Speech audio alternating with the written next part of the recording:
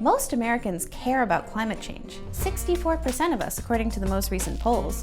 As individuals, we can take steps like driving less and eating less meat, and maybe even slapping a solar panel on the roof, but we the people cannot fight climate change alone. We need government action. So why hasn't our government done more about it?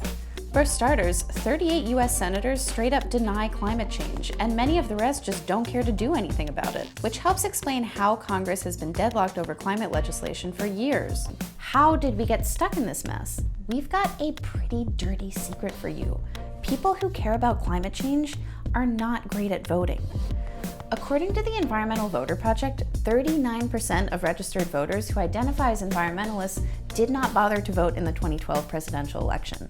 Maybe even worse, 61% of environmental voters didn't vote in the 2014 midterm election, arguably a more important one when it comes to balance of power.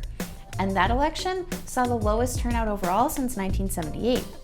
Who are these environmentalist voters who don't vote? Well, they're pretty much the same as non-voters among US citizens in general. They're most likely younger, they're most likely people of color, and they're most likely lower income.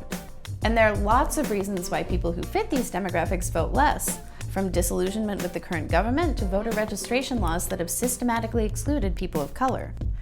Whether you identify as an environmental voter or not, if you have any of these characteristics, you're going to be disproportionately affected by climate change. Young? Well, you have to live with its consequences for longer.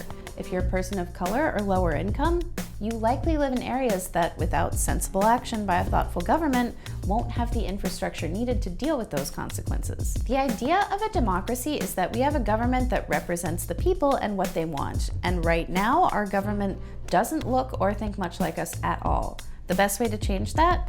Vote!